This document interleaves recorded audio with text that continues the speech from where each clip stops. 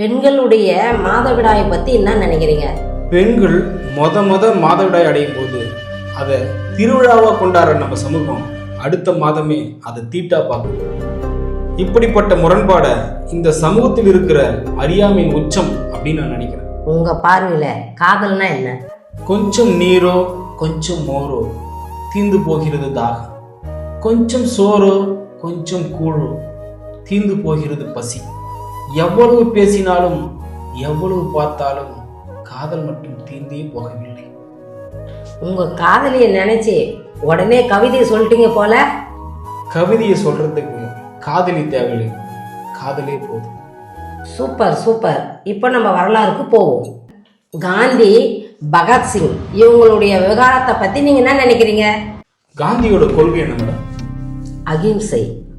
காந்தியோட வரலாற்றுல ஒரு மாபெரும் பிழை எதுன்னா அது பகத்சிங்கை காப்பாத்தாம விட்டதுதான். ஒருவேளை அவர் பகத்சிங்கை காப்பாத்தி இருந்தாருன்னா அவர் மேலும் மகாத்மா இருப்பார். ஏன் காந்தி பகத்சிங்கை காப்பாற்ற முயற்சி பண்ணாரு? ஏன் நீங்க சரியா வரலாறு படிக்கலையா? காந்தி முயற்சி பண்ணாரு மேடம், நான் மறுக்கல. அதே காந்தி ஒத்துழையாமை இயக்கத்துக்காக எடுத்த உறுதியை, சட்ட மறுப்பு இயக்கத்துக்காக எடுத்த உறுதியை, ஒரு போராட்டத்தை பகத்சிங்கை காப்பாத்துறதுக்கு எடுக்கலன்றதான் என்னுடைய குற்றச்சாட்டு. அப்ப பகத்சிங்கை உறுதியா காப்பாத்தி இருக்கணும்னு சொல்ல வரீங்களா? மேடம், பகத்சிங்கை தூக்கில் போடும்போது பகத்சிங் என்ன வயசு மேடம்? 23 முடிஞ்சு 24 தொடங்குது. அந்த வயசுல நல்லா என்ன பண்ணிட்டு இருந்தேன் தெரியுமா? சினிமா தியேட்டருக்கு போயிட்டு விசில் அடிச்சுக்கிட்டு டான்ஸ் ஆடிட்டு இருந்தேன். ஆனால் அவர் என்ன பண்ணார் தெரியுமா? இந்த நாட்டுக்காக தான் உயிரியே கொடுக்க துணிச்சார். தன்னுடைய கடைசி ஆசை என்னன்னு அந்த நீதிபதி கேட்கும்போது பகத்சிங் சொன்ன வார்த்தை என்ன? என்னை தூக்கில் போடாதீங்க, தூக்கில் போட்டால் எனக்கு என் தாய் மண்ணுக்கு இடைவெளி வரும், என்னை சுற்றுங்க, என் தாய் மண்ணை கட்டி பிடிச்சுக்கிட்டே செத்து போறேன். சாவோடு கூட தன்னுடைய தேசப்பற்றை வெளிப்படுத்த பகத்சிங்கை காப்பாற்றிருக்க கூடாதா மேடம்? அப்போ மகாத்மா காந்தி செஞ்சது பிழைன்னு சொல்ல வரீங்களா? நான் சொல்லலை மேடம், வரலாறு அப்படி இருக்கு. உங்க பார்வையில ஜாதினா என்ன?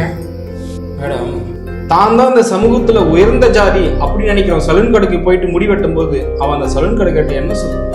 இடைஜாதிலையோ ஒடுக்கப்பட்ட ஜாதிலையோ இருக்கிறவங்களுக்கு பயன்படுத்துற துண்டியோ சீப்பியோ லேடியோ எனக்கு பயன்படுத்தாதனும். அதே மாதிரி இடைஜாதியில இருக்கிற ஒடுக்கப்பட்ட ஜாதியில இருக்கிறவங்களுக்கு பயன்படுத்தணும், எனக்கு பயன்படுத்தாதனும். இதே மாதிரி எல்லாரும் முடிவெட்டின்னு வெளியே வந்ததுக்கு அப்புறம் அந்த சலூன் கடைக்கார கீழே வந்த முடியெல்லாம் கூட்டும் போது அவனுக்கு மட்டும்தான் தெரியும் இங்க எல்லா மயிரும் ஒண்ணுதான்.